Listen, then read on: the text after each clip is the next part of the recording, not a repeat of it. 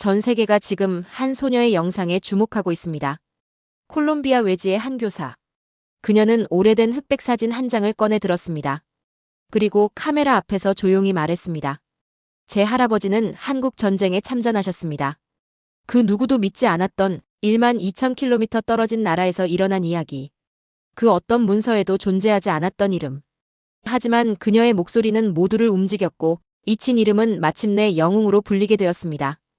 기억은 사라지지 않았습니다. 지금 그곳에선 도대체 무슨 일이 벌어지고 있는 걸까요? 오늘의 사연 시작합니다. 오늘 하루도 행복하세요. 안녕하세요. 저는 루시아 발데라마예요. 콜롬비아 무린도라는 작은 마을에서 아이들을 가르치고 있어요. 이곳은 물은 부족하고 사람들조차 금세 잊혀지는 마을이에요. 그리고 이 이야기는 제가 잊지 못할 하루를 겪은 날부터 시작됩니다. 학교 종이 울렸을 때 아이들은 교과서를 펼치지 않았다. 대신 빈통을 들고 교문을 나섰다. 나는 창문 너머로 그 작은 어깨들을 지켜보고 있었어요. 아무도 시키지 않았고 누구도 뛰지 않았어요. 그저 각자 맡은 시간표처럼 물을 향해 걸어갔어요. 이곳 무린도에서는 매일이 그런 날이에요. 분필이 끊긴 칠판 앞에 서 있었어요. 누가 봐도 수업이 없는 교실이었고 교사도 없었지만 나는 걸레를 들었어요. 마른 손등에 붙은 흰 가루는 몇 년째 그대로였고 먼지처럼 앉은 시간은 지워지지 않았어요. 그때 서랍을 열었어요. 낡은 사진 한 장. 빛바랜 군복을 입은 청년이 흐릿하게 웃고 있었어요. 뒤엔 연필로 적힌 글씨가 남아 있었죠. 호르헤 발데라마. 1951년 한국. 아무도 믿지 않았어요. 그 이름은 어디에도 없었어요. 전사자 명단에도 보훈처 데이터베이스에도. 나는 문서들을 뒤졌고 도서관에서 오래된 뉴스도 검색해봤어요. 하지만 그 어떤 목록에도 발데라마라는 성은 없었어요. 이 마을에 물이 없듯 그의 기록도 사라졌던 거예요. 죽은 사람의 이름이 없다는 건 단 한 번도 살아있지 않았다는 뜻 같았어요. 그날 오후였어요. 학교 입구에서 바람이 달라졌어요. 먼지가 날리고 낮게 울리는 엔진 소리가 들렸죠. 마을로 차가 들어오는 일은 거의 없어요. 유일하게 있는 길은 언제나 텅 비어 있었거든요. 그 차가 멈춰선 곳은 우리 학교 앞이었어요. 은색 SUV였고 낯선 로고가 눈에 띄었어요. 한국국제협력단 코이카. 입술이 먼저 반응했어요. 코이카? 낯설지만 익숙한 느낌이었어요. 아버지와 할아버지의 이야기 속에 몇 번 등장했던 이름이었거든요. 그 단어 하나가 묘하게 마음을 긁고 지나갔어요. 평소 같으면 아이들은 그냥 지나쳤을 텐데 그날은 몇몇이 뒤를 돌아봤어요. 나도 그랬어요. 그냥 고개를 돌려본 것뿐인데 가슴속 어딘가가 조용히 울리기 시작했어요. 운전석에서 내린 사람은 젊은 한국인이었어요. 선글라스를 벗으며 주위를 살폈고 뒷좌석에서 다른 팀원들도 내렸어요. 우리는 말없이 그들을 지켜봤어요. 도대체 왜 여기인 걸까? 왜 지금일까? 누가 우리를 기억이라도 한 걸까? 그 순간 바람이 사진을 흔들었어요. 내 손에 쥔 낡은 사진 한 장이요. 그날따라 유난히도 햇살이 따가웠는데 이상하게 그 사진만은 더 선명해 보였어요. 할아버지, 당신 이야기 다시 시작될 수 있을까요? 다음 날 아침 햇살은 거짓말처럼 따뜻했어요. 하지만 저는 어딘가 서늘한 기운을 느꼈어요. 어제 그 SUV가 멈춰섰던 학교 앞에서 오늘은 무언가가 시작될 것 같았거든요. 저는 평소보다 조금 더 일찍 교실 문을 열었어요. 그 낡은 철제 문은 언제나처럼 삐걱거렸고 책상 위엔 어제 덮어두었던 사진이 아직 있었어요. 조심스레 다시 꺼내보았어요.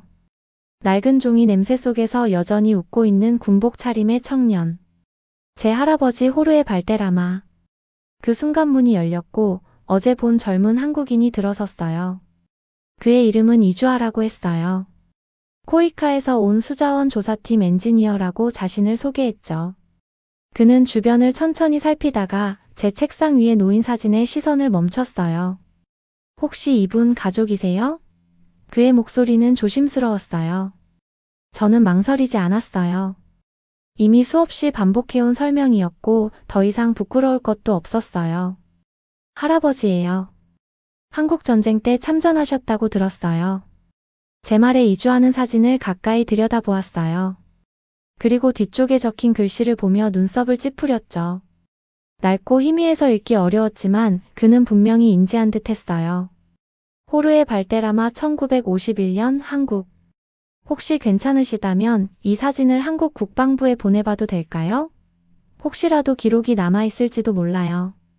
그 말을 듣는 순간 제 안에서 무언가 쿡 하고 찔리는 느낌이 들었어요. 너무 오래 기다려온 말이라서 그랬던 것 같아요. 저는 천천히 고개를 끄덕였어요. 정말 괜찮을까요? 거기서 받아줄까요? 물론이죠. 이런 건 누군가가 꼭 찾아야 해요. 그날 오후 이주하는 팀원들과 함께 사진을 스캔했고 그 파일은 서울에 있는 국방부 기록조사팀으로 전송됐어요. 마을에 인터넷이 제대로 터지지 않아서 인근 도시로 이동해 보냈다고 했죠. 저는 조용히 기다릴 수밖에 없었어요. 마치 오래된 상처에 반창고를 붙여놓고 그 아래에서 새살이 돋는 걸 가만히 지켜보는 기분이었어요. 그리고 며칠 뒤였어요. 조용한 오후 저는 학교 뒤뜰에서 낙엽을 쓸고 있었어요. 땀이 흐르지도 않는 시원한 바람이 불었는데 갑자기 이주아가 전화를 들고 뛰어왔어요. 숨이 찬 듯했지만 얼굴은 환하게 빛나고 있었어요. 루시아. 왔어요, 메일이. 그 말에 저는 곧장 교실로 달려갔어요. 노트북 화면 속에는 한 줄의 문장이 또렷이 쓰여 있었어요. 확인 결과 호르헤 발데라마. 1951년 부산 상륙. 양구 전투 중 전사. 그 말을 보는 순간 제 손에서 낡은 사진이 미끄러졌어요. 바닥에 떨어진 사진을 내려다보며 저는 말문이 막혀버렸어요. 몇 초간 아무 소리도 나지 않았어요. 저는 믿고 있었어요. 항상 믿었죠. 하지만 믿는 것과 기록되는 것은 완전히 다른 일이었어요. 아무도 믿어주지 않았던 그 이야기가 마침내 공식적인 한 줄로 바뀐 순간이었어요. 그날 밤 또 하나의 메시지가 도착했어요. 이번에는 코이카 본부에서 온 긴급 지시문이었어요. 본부 지시에 따라 무린도 지역 프로젝트 철수 검토 중. 전원 철수 준비하라. 저는 이 문장을 반복해서 읽었어요. 몇 번이고 다시 봤지만 의미는 같았어요. 물이 아니라 기억이 또다시 버려질 위기라는 뜻이었어요. 할아버지의 존재를 인정받은 날, 마을은 외면당할 위기에 놓였어요. 아이들은 아직 아무것도 모른 채 내일도 빈 물통을 들고 나설 거예요. 그런데 저는 알고 있었어요. 이걸 그냥 두면 다시는 아무 말도 꺼낼 수 없을 거라는 걸요. 저는 다시 사진을 들었어요. 창밖으로 별이 떠 있었고 바람은 조금 차가웠어요. 하지만 사진 속 할아버지의 눈빛은 분명히 말하고 있었어요. 이제는 네가 말해야 할 차례라고. 해가 뜨기 전부터 잠이 깨 있었어요. 이불을 덮고 누워 있었지만 속은 전혀 가라앉지 않았어요. 코이카 본부에서 철수를 검토 중이라는 말이 머릿속을 떠나지 않았거든요. 할아버지의 기록이 마침내 드러난 그날, 정작 우리가 사는 마을은 또다시 잊힐 위기에 놓였어요. 왜 이토록 모든 건 동시에 오는 걸까요? 기쁨과 절망이 한숨처럼 섞여버리니 마음이 자꾸 부서지는 것 같았어요. 아침 공기는 이상하리만큼 맑았고 어제까지 흐르지 않던 수로 근처에 아이들이 모여 있었어요. 그 작은 어깨들은 언제나처럼 물을 길러 나갔지만 저는 한동안 그들을 따라가지 못했어요. 대신 운동장 한쪽 오래된 야자수 아래에 서 있었어요. 오늘 저를 기다리고 있는 일이 거기 있었거든요. 이주아가 조심스럽게 삼각대를 펼치고 있었어요. 카메라를 고정하면서도 내내 말을 아꼈어요. 그 눈빛엔 어떤 결심 같은 게 담겨 있었어요. 마치 이 영상 하나가 마지막 기회일 수도 있다는 걸 아는 사람처럼 보였어요. 루시아 씨 영상 편지 형식이에요. 한국 보훈처랑 코이카 본부 그리고 언론에도 보낼 거예요. 그냥 있는 그대로 말해주세요. 숨을 한번 깊게 들이마셨지만 목 안쪽이 금세 마르기 시작했어요. 카메라에 빨간 불빛이 켜졌고 저는 화면 너머를 응시했어요. 눈앞엔 아무도 없었지만 동시에 수많은 사람이 거기 있는 것처럼 느껴졌어요. 단 한 문장이라도 실수하면 모든 게 끝날 것 같은 기분이었죠. 안녕하세요. 저는 루시아 발데라마입니다. 제 할아버지는 1951년 한국전쟁에 참전하셨고 돌아오지 못하셨어요.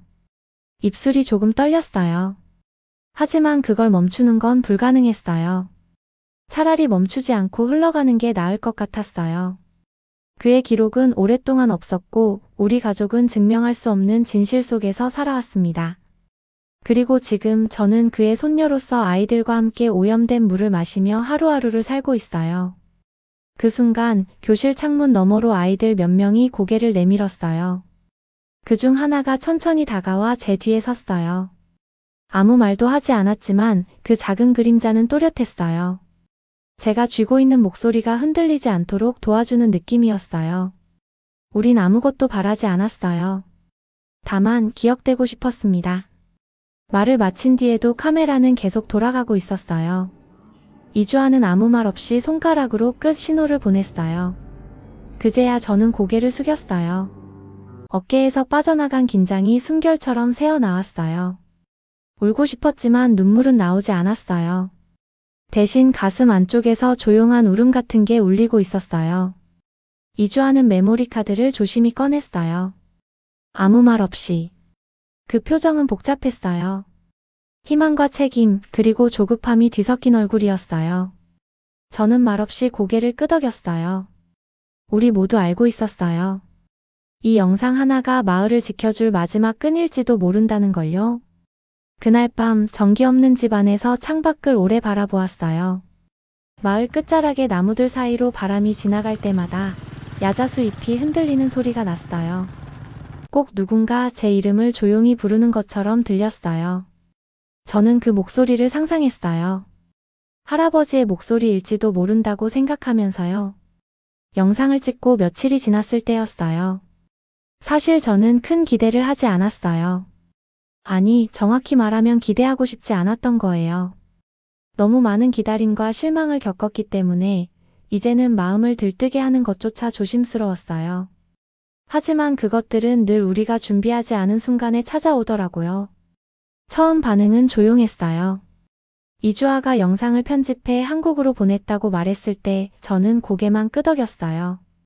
메일로, 링크로, 메시지로 영상이 이곳저곳에 전송됐다는 말도 들었지만 그게 어떤 결과로 이어질지는 아무도 몰랐거든요. 그런데 어느 밤 그가 숨을 헐떡이며 교실로 달려왔어요. 손엔 스마트폰이 쥐어져 있었고 화면을 켠 채 저를 향해 외쳤어요. 루시아 씨, 지금 영상이 퍼지고 있어요. 정말 빠르게요. 그 말에 저는 얼떨결에 그의 옆으로 다가갔어요. 조회수 좋아요, 댓글이 늘어나고 있었어요. SNS 메인에 떴고 대부분이 감사하다고 잊지 않겠다고. 저는 화면 속 스크롤을 따라 움직이는 글자들을 바라봤어요. 짧은 한국어 문장들이었지만 아래 영어 번역 덕분에 그 마음이 그대로 전해졌어요. 루시아, 정말 고마워요. 우린 잊지 않고 있어요. 당신의 할아버지는 우리의 영웅이에요. 어느 순간부터 저는 입을 가리고 있었어요. 손가락 사이로 뜨거운 숨이 새어나왔고 눈시울이 저릿해졌어요. 말 한마디 없이도 사람들은 이렇게 전할 수 있구나 싶었어요. 우리는 너무 오랫동안 기다렸고 너무 자주 무시당했지만 그 순간만큼은 누군가가 진심으로 우리를 기억해주고 있다는 걸 느낄 수 있었어요. 콜롬비아 전사자의 손녀 한국을 울리다. 은혜는 잊지 맙시다. 잊힌 동맹 다시 연결되다. 외교부랑 보훈처가 긴급 회의에 들어갔다고 해요. 그리고 코이카 본부에서도 다시 검토 중이에요. 철수는 보류됐고 예산도 증액될 가능성이 있다고. 저는 놀라서 고개를 들었어요. 그렇게 빠르게 반응이 온다는 게 믿기지 않았거든요. 하지만 그의 표정은 진지했어요. 장난이 아니라는 걸, 이게 단순한 반짝이는 이슈가 아니라는 걸 알려주고 싶어 하는 얼굴이었어요. 그런데 그 모든 게 루시아 씨 영상 덕분이에요. 그 말에 저는 고개를 저었어요. 아니에요. 그건 제가 한 일이 아니었어요. 아니에요. 그분들 덕분이에요. 그 나라 사람들. 그들의 마음이 이 일을 다시 움직이게 만든 거예요. 교실 바깥에서 아이들 웃음소리가 들려왔어요. 저는 그 모습을 가만히 바라보다가 창문을 닫았어요. 한동안 바람이 스며들던 틈도 조용히 닫히는 소리가 들렸죠. 이젠 조금은 숨을 쉴 수 있을 것 같았어요. 기억은 문서로 남지 않아요. 그것은 결국 마음으로 이어지는 것이니까요. 그날 아침 저는 조금 일찍 학교에 나갔어요. 바람이 아주 잔잔했고 교실 문을 여는 제 손끝도 이상하게 조심스러웠어요. 모든 게 마치 예고된 장면처럼 조용했거든요. 그런데 복도 끝에서 낯선 발소리가 들렸어요.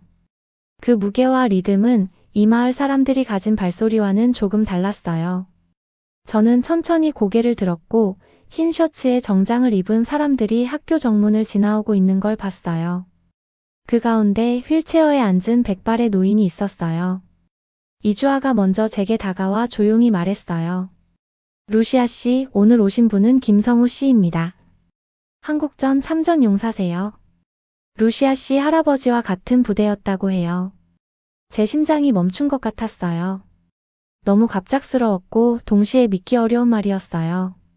사진 속 인물 이름으로만 존재하던 사람들과 함께 전장을 누볐던 누군가가 지금 내 눈앞에 있다는 건 상상조차 못했던 일이었거든요. 그분은 저를 보자 고개를 끄덕였어요. 천천히, 아주 천천히 주머니에서 지갑을 꺼내셨어요. 낡은 가죽 지갑 안에서 조심스럽게 꺼낸 건 오래된 흑백 사진 한 장이었어요. 손이 많이 탄 사진이었고 모서리는 달아 있었어요. 그런데 그 안에 두 사람이 팔짱을 끼고 웃고 있었어요. 그중 한 명이 분명히 제 할아버지였어요. 이 사진 평생 가지고 있었어요.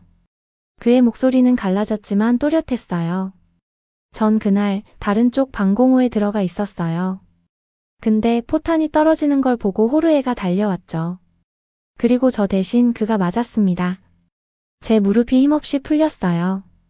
바닥에 주저앉았고 손이 떨렸어요. 사진을 건네받으며 아무 말도 하지 못했어요. 눈물이 흐르진 않았어요. 이상하게 그보다 더 깊은 무언가가 안에서 울고 있었거든요. 몸보다 마음이 먼저 무릎을 꿇은 기분이었어요. 정말 살아계셨군요. 저는 그렇게 말했어요. 그분이 그날 이후로 아무도 몰랐던 이름이었는데 당신 덕분에 오늘 여기 있어요. 그분은 손을 뻗어 제 어깨를 가볍게 두드려 주셨어요. 그 손은 놀랄 만큼 따뜻했어요. 세월이 지났고 전쟁은 끝났지만 그 손 안엔 아직도 살아있는 시간이 있었어요. 뒤에서 아이들이 조용히 모여들었어요. 한 명이 제 옆에 와 앉았고 또 다른 아이가 어르신에게 다가가 인사를 했어요. 안녕하세요. 그렇게 말한 그 목소리가 갑자기 이 공간 전체를 감싸는 듯 했어요. 우리는 무릎을 꿇은 채로 오랜 시간을 함께 지나온 사람들처럼 거기 앉아 있었어요. 그날 오후 저는 할아버지의 낡은 사진을 다시 꺼냈어요. 그리고 그 옆에 김성우 씨가 준 사진을 나란히 놓았어요. 두 장의 사진 속 웃고 있는 청년들. 저는 그것들을 오래도록 바라봤어요. 이젠 분명히 알 수 있었어요.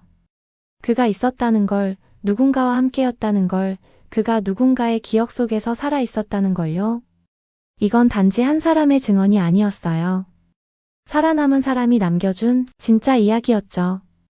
아무 기록이 없어도 누군가의 마음엔 남아있다는 걸 오늘 처음 느꼈어요. 그날은 이상하리만큼 맑았어요. 하늘엔 구름 한 점 없었고 공기엔 낯선 냄새가 감돌았었죠. 기계 냄새였는지 먼지 냄새였는지는 잘 모르겠지만 분명 오늘은 무언가 달라지는 날이라는 걸 알 수 있었거든요. 새로 깐 자갈길을 따라 굴착기가 움직이고 있었고 마을 중앙 공터엔 큼직한 파란 물탱크가 서 있었어요. 아직 물은 흐르지 않았지만 그 자리에 선 것만으로도 마을 분위기는 달라져 있었어요. 코이카 팀이 다시 돌아왔다는 건 누가 말하지 않아도 다들 알고 있었어요. 아이들은 교복 위에 반바지를 입고 이주아를 졸졸 따라다녔고 어른들은 멀찍이 떨어져 조용히 그들을 지켜봤어요. 아무도 소리치지 않았고 아무도 환호하지 않았어요. 다만 오래 참고 견뎌온 사람들만이 가진 깊고 조용한 환영이 그 자리에 있었어요. 정수 시스템이 설치됐고 태양광 패널이 연결됐어요. 저는 한참을 그 모습을 바라보았어요. 아버지가 늘 말했죠. 물은 그냥 흐르는 게 아니야. 기다림 끝에 오는 거지. 그리고 마침내 펌프에서 첫 물줄기가 흘러나왔어요. 투명하고 맑은 물이 파란 호스를 타고 물통에 담겼고 그 순간 누군가가 울었어요. 제가 먼저였는지 아이들 중 하나였는지는 모르겠어요. 하지만 그 울음은 금세 퍼졌고 눈물이었는지 물이었는지도 모르게 얼굴을 적셨어요. 마을 사람들은 하나둘씩 종이 태극기를 꺼내 들었어요. 그것들은 이주아가 아이들과 함께 손으로 직접 만든 것들이었죠. 손바닥만 한 흰 종이에 파란색과 빨간색을 엉성하게 칠하고 검은 괴를 삐뚤빼뚤 그려 넣은 태극기. 하지만 이상하게 그 어느 깃발보다도 선명하게 보였어요. 안녕하세요. 아이들이 그 태극기를 흔들며 소리쳤어요. 발음이 정확하진 않았지만 그 인사엔 진심이 담겨 있었어요. 몇몇은 잘못 외쳐 안녕하세요. 라고 했고 어떤 아이는 그냥 웃기만 했어요. 하지만 그 웃음 하나하나가 이 마을에 새로운 계절을 불러오고 있었어요. 저는 살며시 고개를 들었어요. 마을 언덕 너머에서 바람이 불어오고 있었어요. 하얀 물탱크가 햇빛에 반짝였고 그 위에 꽂힌 작은 태극기 하나가 바람에 펄럭이고 있었어요. 할아버지가 입었던 군복의 깃과 비슷한 색이었어요. 그걸 보며 저는 속으로 아주 조용히 중얼거렸어요. 할아버지, 이제 물이 흐르기 시작했어요. 그리고 그 안엔 당신의 기억이 담겨 있어요. 그날 밤 전기등 아래서 물을 담은 병을 하나 꺼내 창가에 올려두었어요.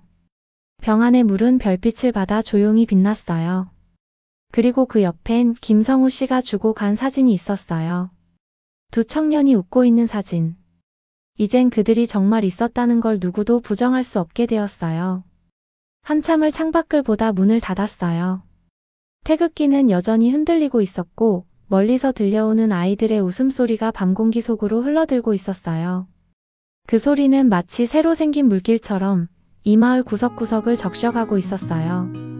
이 이야기를 들으며 이런 생각이 들었습니다.